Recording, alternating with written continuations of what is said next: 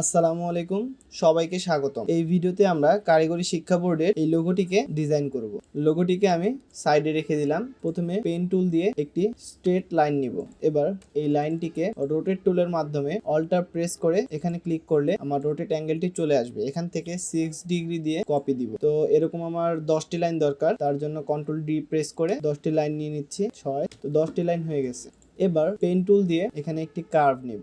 Selection tool দিয়ে সবগুলোকে select করে স্ট্রোকটাকে অফ করে দিলাম। এবার পাথ ফাইন্ডার টুল থেকে ডিভাইডে ক্লিক করে ডিভাইড করে নিলাম। দেন আবার সিলেকশন টুল দিয়ে সবগুলোকে সিলেক্ট করে স্ট্রোকে একটি কালার দিলাম এবং স্ট্রোকটা বাড়িয়ে 2 করে দিলাম এবং স্ট্রোক ক্যাপগুলোকে রাউন্ড ক্যাপ করে দিলাম। দেন ডিরেক্ট সিলেকশন টুল দিয়ে আমি নিচের এই পয়েন্টগুলোকে সিলেক্ট করে কন্ট্রোল এক্স কাট করে নিলাম এবং এই কার্ভ রাউন্ডটিকে ডিলিট করে দিলাম। কন্ট্রোল ভি দিয়ে আবার নিয়ে আসলাম।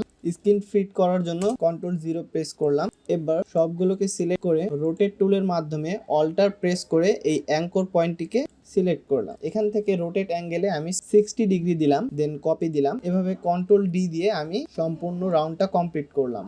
সবগুলোকে সিলেক্ট করে ড্রয়িংটাকে একটু বড় করে নিলাম। কন্ট্রোল জি দিয়ে গ্রুপ করে নিলাম। এবার এটাকে অ্যালাইনমেন্ট করে নিলাম। এবার এলিপস টুলের মাধ্যমে সেন্টার হতে একটি রাউন্ড শেপ নিলাম। শেপটিকে আমি হোয়াইট করে দিলাম এবং স্ট্রোকটিকে রেড করে দিলাম। স্ট্রোকটিকে বাড়িয়ে 2 করে দিলাম। এবার এখানে আমি কন্ট্রোল আর দিয়ে রুলসটা লাইনটাকে নিয়ে আসলাম। আমি 2টা লাইন নিলাম। এবার এটাকে সেন্টারে ফিট করলাম এবং এটাকে আমি সেন্টারে ফিট করলাম। দেন সেন্টার থেকে আমি আরেকটু নিচে আরেকটি লাইন নিব। দেন আরো একটি লাইন নিলাম এখানে এই স্থাপিত লেখাটিকে দেখানোর জন্য। এই লোগোটিকে আপনারা দেখতে পাচ্ছেন। তো এবার এই ইলিপস টুলটিকে সিলেক্ট করে এটিকে অল্টার প্রেস করে শিফট চেপে একটু ছোট আরেকটি ইলিপস নিলাম।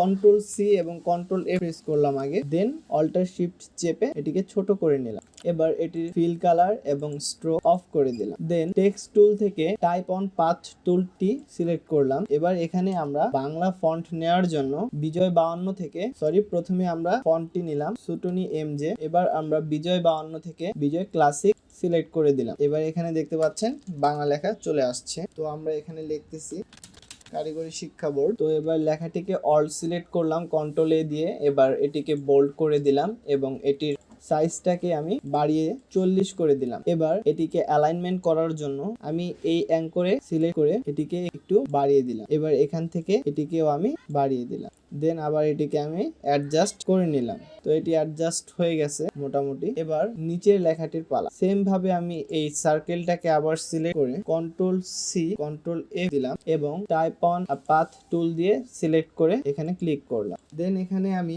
বাংলাদেশ লেখাটাকে দিয়ে দিলাম। তো বাংলাদেশ লেখাটা ওখানে বোঝা যাচ্ছে না, তার জন্য একটু সাইডে নিয়ে এটাকে নিচের দিকে নিয়ে আসলাম। এবার নিচের দিকে নিয়ে আসার পর এই পয়েন্টটিকে ধরে আমি এটিকে ইনসাইড করে দিলাম। এবার এটিকে আমি আর্টবোর্ডের সেন্টারে অ্যালাইনমেন্ট করে নিলাম। যেহেতু এটা একটু ভিতরে, তাই আমি এটিকে অ্যাডজাস্ট করার জন্য সিলেক্ট করে শিফট অল্টার প্রেস করে মাউসকে টেনে সমান করে দিলাম। এবার টেক্সট গুলোকে সিলেক্ট করে আমি এর সাইজগুলোকে অ্যাডজাস্ট করে নিলাম।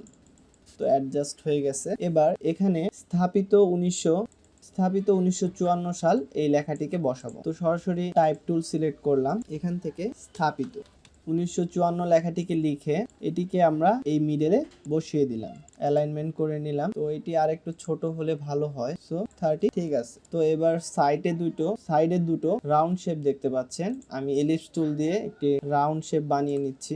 এই রাউন্ড শেপটাকে আমি এখানে সিলেক্ট করলাম করে অল্টার দিয়ে এটা একটু বড় হয়ে গেছে, তো এটাকে আরেকটু ছোট করে নিচ্ছি।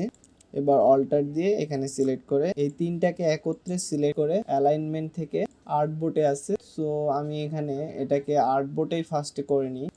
তো এটাকে এবার এখানে শিফট চেপে আমি সঠিক স্থানে বসিয়ে দিলাম। তো আমাদের লোগোটি প্রায় শেষ।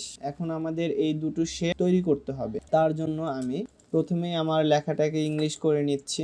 এবার আমি এই ড্রয়িংটা অর্থাৎ এই শেপটাকে তৈরি করব। তো এটি আমি পেন টুল দিয়ে করব। প্রথমে আমি এই 3 ডটটিকে তৈরি করব। তো আমি শিফট চেপে একটি লাইন তৈরি করলাম এবং এরকম একটি শেপ তৈরি করলাম।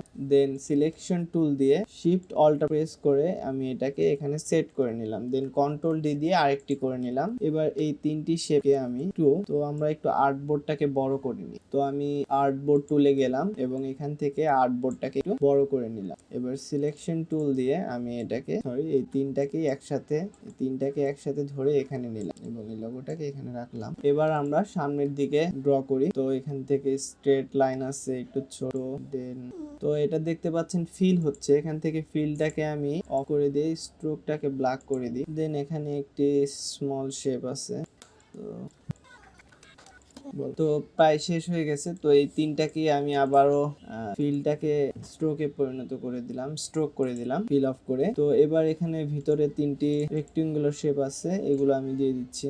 শিফট অল্টার চেপে কন্ট্রোল দিয়ে দিলাম। এখানে আপনারা খেয়াল করবেন আমার ভিডিওর নিচে আমি কোন কোন কিবোর্ডে কি প্রেস করতেছি সেগুলো দেখাবে, তো আপনারা ওইভাবেই করবেন। তো এটি ফিল অবস্থায় আছে, এটিকে ফিল করে দিলাম। তো এবার এটি তৈরি হয়ে গেছে। তো এটিকে আমি সবগুলোকে সিলেক্ট করে গ্রিন কালার করে দিব। তার আগে আমি এটিকে এক্সপান্ড করে নিলাম। তো এক্সপান্ড করার পরে এটিকে আমি গ্রিন করে দিচ্ছি। এবার এটি আমাদের তৈরি হয়ে গেছে। এবার এটিকে সিলেক্ট করে আমি কন্ট্রোল জি দিয়ে গ্রুপ করে নিলাম। এবার একটু আমাদের উপরের শেপটি তৈরি করতে হবে। তো এবার এখানে যে গাড়ির মতো শেপটি আছে এটি আমরা তৈরি করব। এটির জন্য আবারও আমি এখান থেকে পেন টুল দিয়ে এটি সিলেক্ট করলাম। তো প্রথমে এরকম আছে।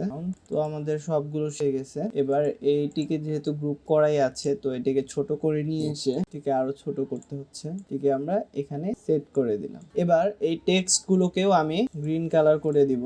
তো এর জন্য আমি প্রথমে সবগুলোকে সিলেক্ট করে এখানে অবজেক্ট থেকে এক্সপ্যান্ড করে নিলাম এবং এক্সপ্যান্ড করার পরে এবার আমরা এটাকে সিলেক্ট করব, দেন এটাকে সিলেক্ট করব।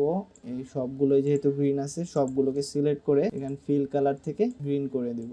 তো আপনারা দেখতে পাচ্ছেন যে আমরা কারিগরি শিক্ষা বোর্ডের যে লোগোটি আছে সেই লোগোটিকে আমরা তৈরি করে ফেললাম। তো এটি হলো আমাদের লোগো। তো আমরা সবগুলো সিলেক্ট করে কন্ট্রোল জি দিয়ে গ্রুপ করে নিলাম। এবার এটাকে আমরা সেন্টারে অ্যালাইনমেন্ট করে নিলাম। তো আমাদের লোগোটি তৈরি হয়ে গেছে। আর ভিডিওটি দেখার জন্য অসংখ্য ধন্যবাদ, সাথেই থাকুন।